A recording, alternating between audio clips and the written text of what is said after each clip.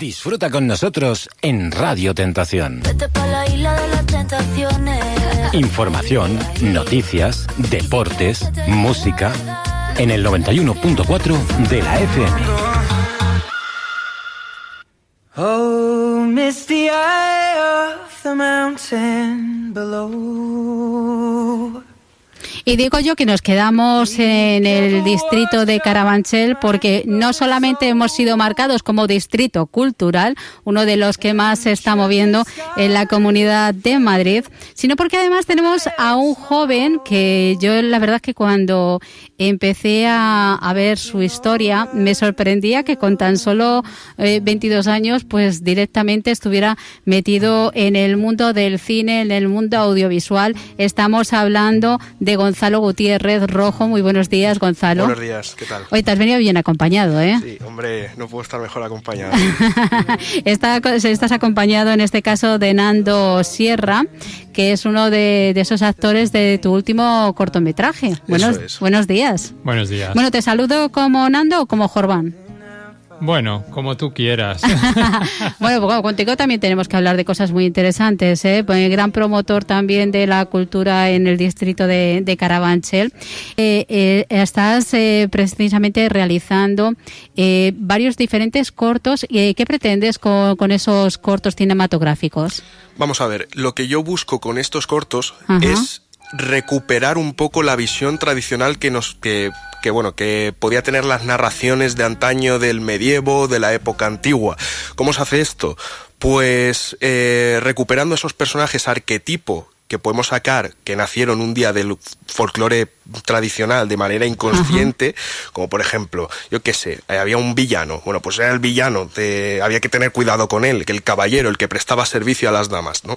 Entonces, recuperar eso, pero cargarle con mucha complejidad de cada personaje. Mis cortos los quiero hacer con puntos de vista, y esos puntos de vista significa que vemos la perspectiva constantemente del protagonista, no de otros, del mismo protagonista. Entonces, carga de complejidad ya no solo física por las adversidades que puede pasar el protagonista, sino por toda la complejidad psicológica. Nos metemos por un instante en su mente a comprender qué es lo que está pasando, pero ya te digo, desde su punto de vista, no vemos otras perspectivas. Entonces, los cortos, en este caso, se cargan mucho de misterio, de un ejercicio que tienen que realizar, pues, quien hace en este caso el corto, el guionista, quien sea. Y de esa magia del medievo también. Exactamente. Y quien visualiza el corto. Entonces se basa prácticamente un poco en esa lucha psicológica que puede ser un juego.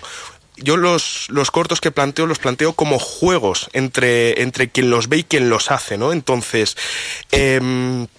¿cómo decirte? Hay que estar constantemente prestando atención porque, como te he dicho, es un punto de vista. Entonces, ese punto de vista se pueden escapar matices, pero realmente... Pero esos matices los tienes muy buen cuidado, Sergio. Muchas gracias, sí. O sea, yo lo que procuro es, en este caso, con ellos dos, realizar el segundo. Vamos a saludar a la... Sí. Vamos a saludar a María Ramos, muy buenas. Buenas. Bienvenida a la sintonía de Radio Tentación, que hace el papel de Arelta en Gori, el rey de las tabernas. Eso es la segunda parte de la trilogía que se está haciendo. La primera es Fleine, la paloma abandonada, que vemos la perspectiva de una chica, de una doncella llamada Fleine, que se escapa con su amante, con un dinero robado que le roba a sus padres para vivir la vida, y surgen un poco, bueno, pues unos contratiempos que ocurren.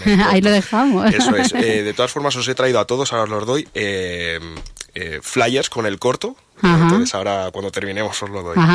Además me ha llamado mucho la atención porque precisamente Fleine, ¿dónde está grabado? Está grabado en Pelayos de la Presa, en el monasterio de Pelayos de la Presa. Un saludo al alcalde que nos ofreció pues todas las instalaciones que es de agradecer, porque es que ya no solo, es que no es un set, o sea, quiero decir, ese set está construido desde hace siglos. Entonces es de agradecer porque creo recordar que es el primer monasterio que hubo el monasterio más antiguo que sigue a día de hoy, rollo, que le puedes seguir viendo en España. O sea, que está un poco derrumbado, pero quiero decir que hay que cuidar las ubicaciones, ¿verdad? Totalmente, porque eso ya no solo nosotros como directores lo agradecemos, sino como todo el mundo puede ir y que se quede fascinado. O sea, todas las cantidades de catedrales que hay en el mundo, quiero decir, eso va a perdurar para siempre y eso va a impactar siempre. Entonces, como deber nuestro es es mantenerlo. María, tú ya habías hecho algún corto también con Gonzalo. No. Perdón, ya habías participado en algún corto con Madre, ¿verdad? Sí. Bueno, los dos. Sí, coincidí con él además, así que fue genial. Así como figuración, es verdad que en este corto ya es algo más importante, ya no es solo estar atrás, sino contribuir en la trama. Ajá. Así que estoy súper contenta. Oye, ¿qué tal es como compañera de reparto? Pues son padre e hija, o sea, en el corto son padre e hija. No podemos desvelar mucho. Entonces te llevarán mal, ¿no? Que no puedes desvelar mucho, ¿por qué? No, si desvela es el director. La trama, si la desvela, que sea el director. Pero bueno. A ver, este segundo corto, el de Gori, el rey de las tabernas, es un poco más sangriento que el primero. Es un poco, más cargado de implicación emocional. En Fleine lo veíamos como más lejano, eso, Pero vamos, que en Gori se ve de forma muy, muy, muy cercana la complejidad psicológica que afrontan los personajes y vamos, que ya cuando lo hagamos y tal, pues estaré encantado de enseñároslo. Nando, lo tuyo era precisamente todo el tema cultural, eres agente cultural además en el barrio. ¿Cómo te engañó Gonzalo?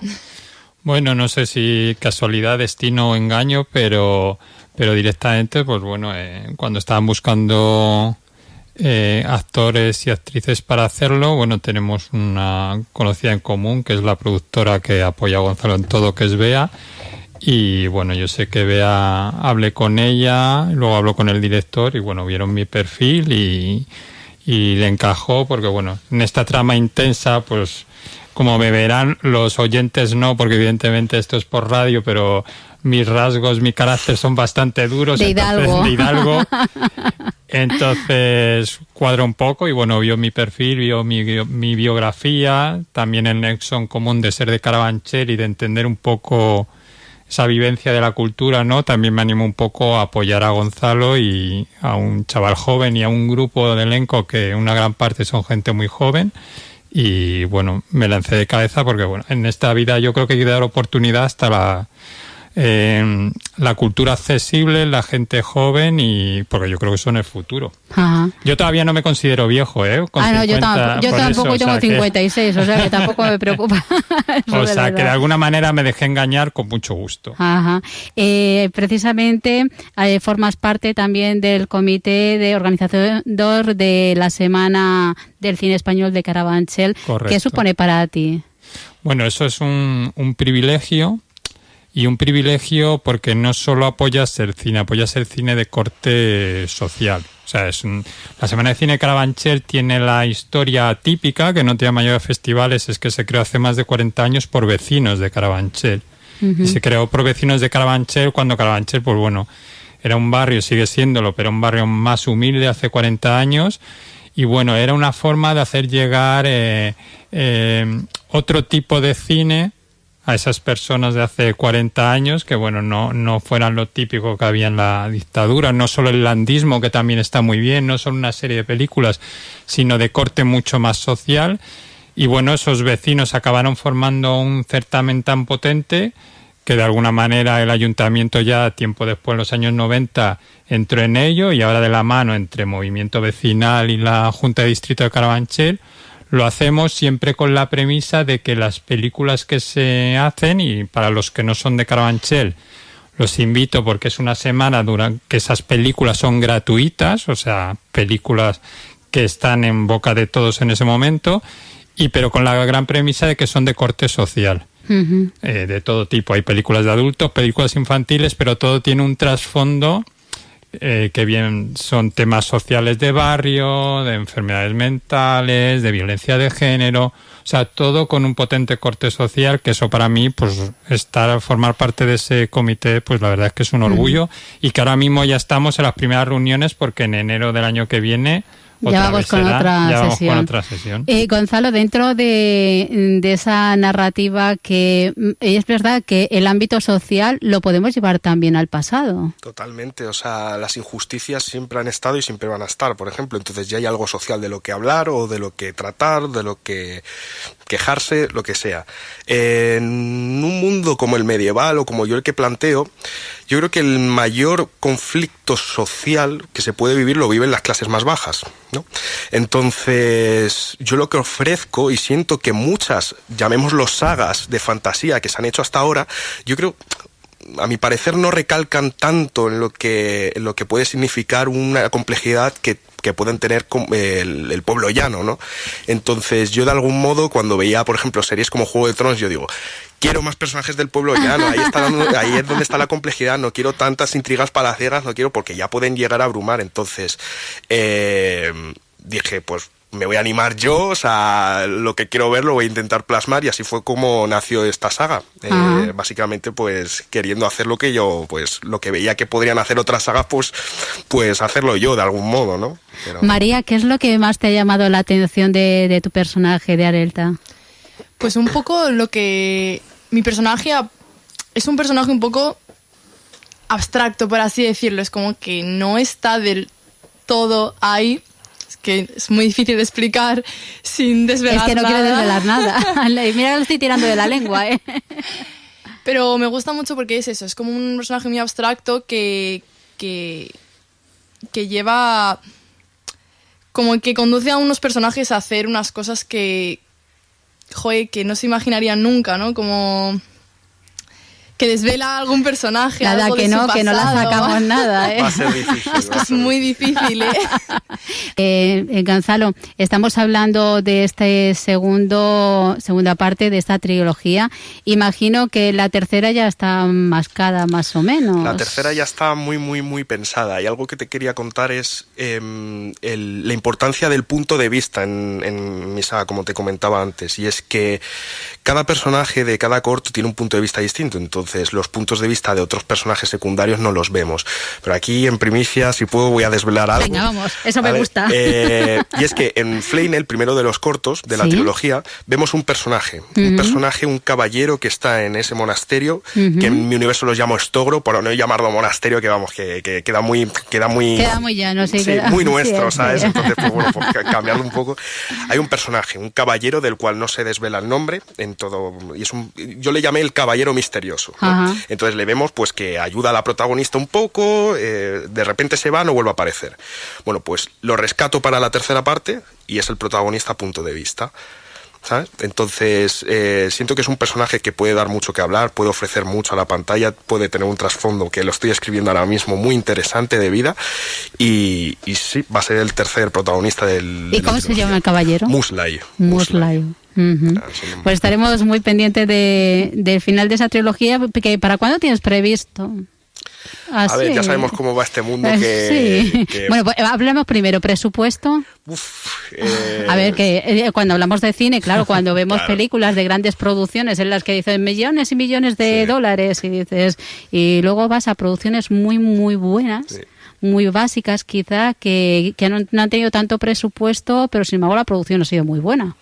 Bueno, en este caso, pues sí es verdad que caro no llega a ser, pero porque realizamos también un trabajo de localizaciones, sobre todo localizaciones, muy exhaustivo, en el que podemos, pues, hablando mal, ser un poco ratas y que pues por ciertas cosas pues nos ofrezcan un sitio, o que por ayudas un poco sociales pues nos puedan ofrecer determinadas facilidades para realizar el corto. Entonces, no es que salgan muy caros, pero sí es verdad que hay que ser un poco espabilado, ¿no? Entonces, pues bueno, pues saberte comunicar bien y saber endulzar los oídos, como quien dice. Para este Gori, el rey de las tabernas, ¿habéis conservado la misma localización? No, en este caso tenemos una taberna en Burgos, que un saludo también a Rebeca López Salas, que nos va a ofrecer... Hazle publicidad, hombre. A Rebeca López Salas, que nos va a ofrecer la taberna, y vamos a grabar en mi pueblo, que es Los Llévenes, un pueblo de Toledo, y a ver qué sale, ¿no?